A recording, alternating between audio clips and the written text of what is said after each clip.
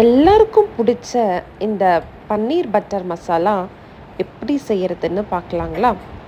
வீட்டில் இருக்கிற கொஞ்சமான பொருட்களை வச்சு நம்ம அழகாக செஞ்சிடலாங்க. பசங்களுக்கு ரொம்ப பிடிக்கும். இதுக்கு டைமும் ரொம்ப எடுக்கல. ஜஸ்ட் ஒரு 20 மினிட்ஸ்லேயே எல்லாமே செஞ்சு முடிச்சிடலாம். இதுக்கு தேவையான பொருட்கள் என்னென்னு பார்த்துடலாங்களா? நான் ஒரு கடாயில் லைட்டாக எண்ணெய் ஊற்றி 2 பட்டை, 4 லவங்கம், 3 ஏலக்காய், கொஞ்சமாக கேஷ்யூ நட்ஸ் போட்டு நல்லா ஃப்ரை பண்ணிட்டேங்க.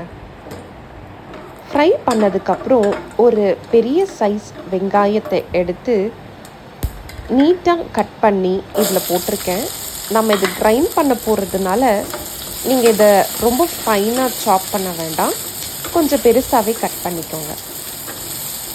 இது கூட இப்போ நான் ஒரு கைப்பிடி அளவுக்கு பூண்டு, கொஞ்சமாக இஞ்சி, 2 பச்சை மிளகா சேர்த்து நல்லா ஃப்ரை பண்ணிக்கோங்க. இந்த பச்சை வாசனை போகணும். இதுக்கப்புறம் நான் இது கூட 2 டொமேட்டோ சேர்த்துக்கிறேங்க. பெரிய சைஸ் தக்காளி 2 சேர்த்துருக்கேன். நீங்கள் டொமேட்டோ கெச்சப் சேர்க்க போகிறது இல்லை அப்படின்னு சொன்னீங்கன்னா 3 தக்காளியாக சேர்த்துக்கோங்க. இல்லை நான் டொமேட்டோ கெச்சப் சேர்க்குறேன் அப்படின்னு சொன்னீங்கன்னா 2 மட்டும் போதும். இது கூட லைட்டாக உப்பு போட்டு நல்லா ஃப்ரை பண்ணுங்கள். தக்காளி நல்லா வெந்து வரணும். இதை நல்லா ஃப்ரை பண்ணி விட்டுட்டு கொஞ்ச நேரம் நல்லா ஆற விட்டுருங்க. இது நல்லா ஆறிடுச்சு. இதை நான் இப்போது ஒரு மிக்ஸி ஜாருக்கு எடுத்துக்கிறேன்.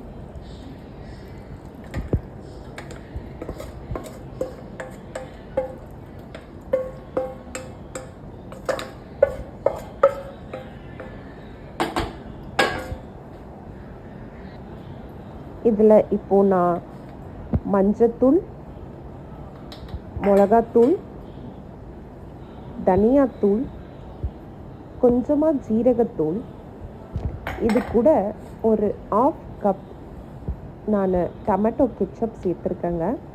உங்களுக்கு டொமேட்டோ கெச்சப் வேண்டாம் அப்படின்னு நினச்சிங்கன்னா நீங்கள் 3 தக்காளியாக போட்டு வதக்கிக்கலாம். இதை நான் ஒரு நல்ல கிரைண்ட் பண்ணி ஒரு ஃபைன் பேஸ்ட் ஆகிற வரைக்கும் நீங்கள் இதை கிரைண்ட் பண்ணி வச்சுக்கோங்க. இது கொரப்புன்னு இருந்துச்சுன்னா உங்களுக்கு பன்னீர் பட்டர் மசாலா நல்லா வராது. இதை நல்லா கிரைண்ட் பண்ணி நல்ல ஒரு பேஸ்ட் கன்சிஸ்டன்சிக்கு எடுத்துக்கோங்க. இப்போ நல்லா இப்படி கிரைண்ட் ஆகிடுச்சு. நான் திருப்பி அந்த கடாயில் பட்டர் சேர்க்குறேன். பன்னீர் பட்டர் மசாலாவுக்கு டேஸ்ட்டு சேர்க்குறதே பட்டர் தாங்க. அதனால் நான் 2 ஸ்பூன் எடுத்துக்கிறேன். இப்போது இது கூட 2 பச்சை மிளகாவை போட்டுட்டு நம்ம கிரைண்ட் பண்ணி வச்ச அந்த பேஸ்ட்டை சேர்க்குறேங்க. சேர்த்து நல்லா வதக்கி விட்டுக்கோங்க. நம்ம கேஷ்யூ நட்ஸ் சேர்த்ததுனால இது கண்டிப்பாக அடிப்பிடிக்க சான்சஸ் நிறைய இருக்குது. அதனால் அப்போ கிளறி விட்டுட்டே இருங்க, பக்கத்துலேயே இருங்க, விட்டுறாதீங்க, இல்லைன்னா அது கீழே அடி பிடிச்சிடும். பாருங்கள், நான் அடிக்கடி கிளறி விட்டுட்டே இருக்கேன்.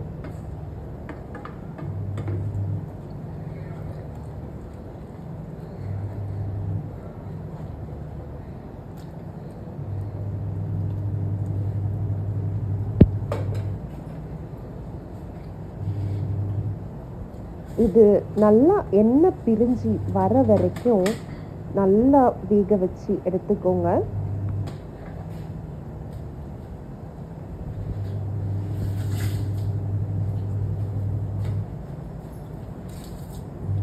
இப்போது இதில் நான் க்யூப்ஸாக பன்னீரை கட் பண்ணி வச்சுருக்கேன். உங்களுக்கு பன்னீரை அப்படியே போட பிடிக்கலன்னா கூட நீங்கள் அதை ஃப்ரை பண்ணிவிட்டு கூட போட்டுக்கலாம்.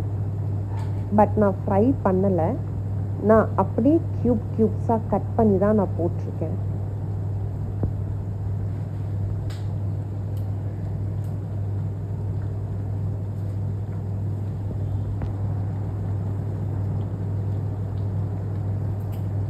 நல்லா கொதிச்சிருச்சு பாருங்கள். இந்த மாதிரி நல்லா எண்ணெய் பிரிஞ்சு வரணும்.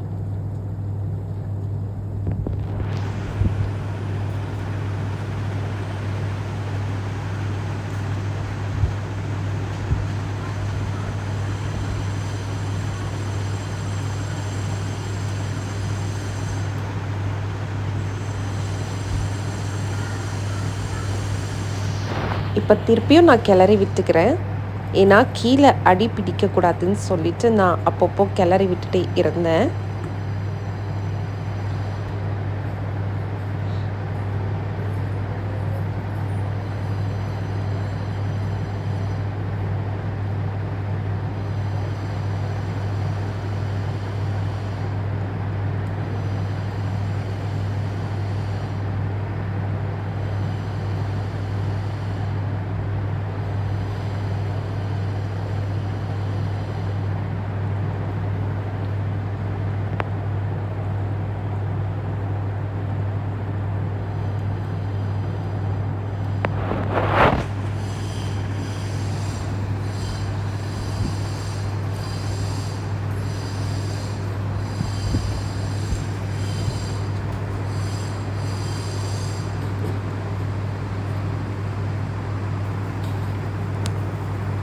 இதில் நான் லைட்டாக சுகர் ஆட் பண்ணியிருக்கேன். அந்த ஸ்வீட் கன்சிஸ்டன்சி வரதுக்காக. இப்போ நல்லா எண்ணெய் பிரிஞ்சு நல்லா வெந்துருச்சு. ஸோ இந்த திக்னஸ் வர வரைக்கும் நீங்கள் அதை நல்லா வேக வச்சு எடுத்துக்கோங்க. பன்னீர் போட்டதுக்கப்புறம் வேக வைக்காதீங்க. பன்னீர் போடுறதுக்கு முன்னாடி வேக வச்சு எடுத்துக்கோங்க. இப்போ நான் பன்னீர் ஆட் பண்ணிட்டேன். பண்ணிவிட்டு ஜஸ்ட் ஒரு 5 மினிட்ஸ் மட்டும் குக் ஆனால் போதும். நீங்கள் இதை வச்சு ஒரு ஜீரா ரைஸ் வச்சு சாப்பிட்டிங்கன்னா அவ்வளோ அருமையாக இருக்கும்.